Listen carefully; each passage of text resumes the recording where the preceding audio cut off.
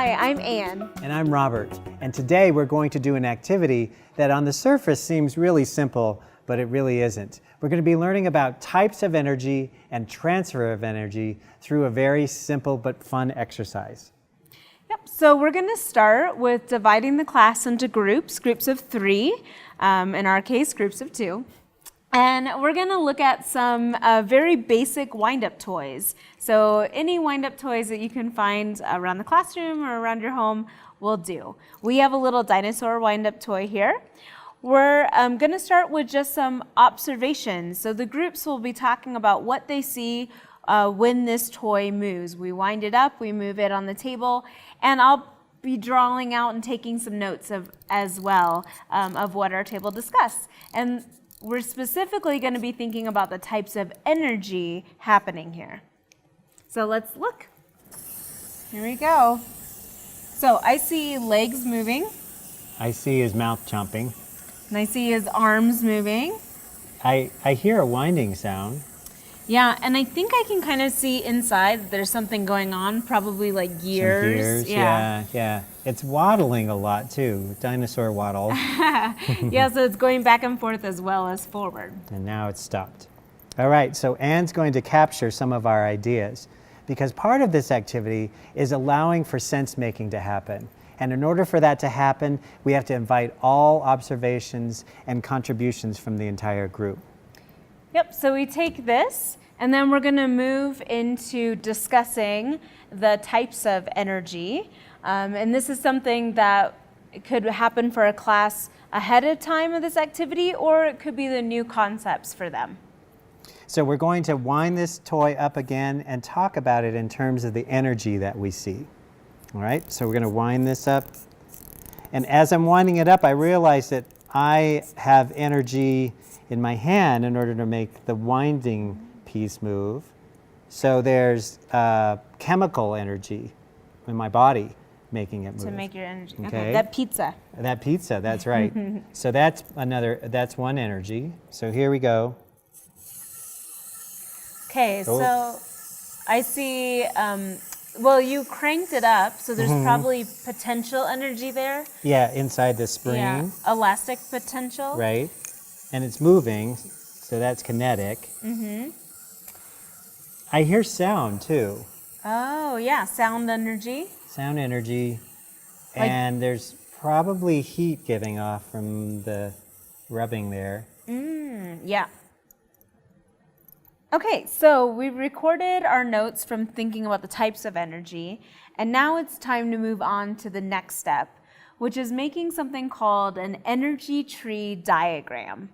So Rob's going to walk us through what the parts of that diagram would look like. Right. So over here on the board, we have wrote all the different types of energy that we identified, and I put them in circles here, and we abbreviated them just to make it easier for us. So we have heat energy, kinetic energy, chemical potential energy, elastic potential, and then finally sound energy. So now we're going to make this into a diagram to talk about the transfer from one energy to the next.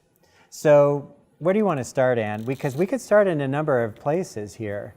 Yeah, well, I think we talked first about that pizza in your body. That's right. Right? That's right. So let's start with the chemical. Okay. Okay, so you're going to write the first type of energy, chemical potential energy. So we'll represent that in a circle. Okay. And that energy from my body then transferred into the dinosaur wind-up piece there. Which right? we said was potential energy, Okay. elastic potential energy. So Yep. let's put an arrow. So we're going to change that transfer to elastic potential energy. So now we're winding it up, and then I let go of it, and then that actually caused a chain of reactions, didn't it? Okay, so we had kinetic energy happening from there. So let's draw that kinetic energy, and we're transferring some of that elastic energy goes into kinetic energy.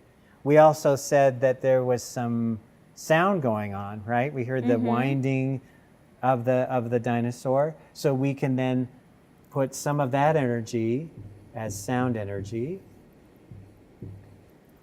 And then we noticed about heat, right? Yeah, we figured there's probably heat energy We happening. can't see it, but it was yeah. rubbing against there, and it's probably really small, but it's enough that we have to account for it. So heat energy there. Okay. So we started with my hand, winding up the toy, and all these different types of energy started to happen: kinetic, sound, and heat energy. Now, Rob, if we're looking at this, it looks a little confusing. Yeah, So how yeah. do we relate it back to the actual actions that we were doing? Right, so we could put descriptions on here so that if somebody else was looking at this, which we will have people look in a little bit, we can describe this a little bit more. So it might be here, I might put my hand winding the toy. So hand winding. Okay. And then the sound, we could describe what that sound was, just the gears. Yeah, gears moving. Gears moving.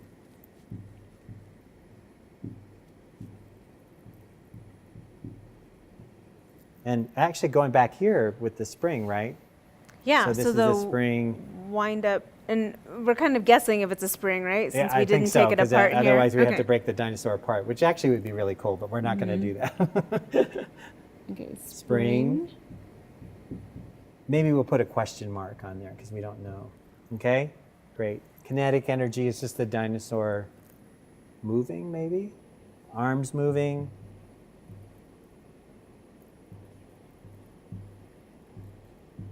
Anything else you want to add there, Anne?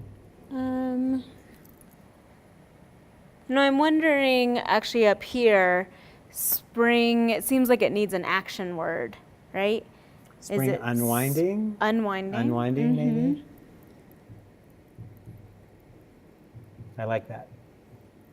So now we've had this description of an energy tree diagram, and just from this simple toy, we have identified a lot of different types of energy happening and transfers between those.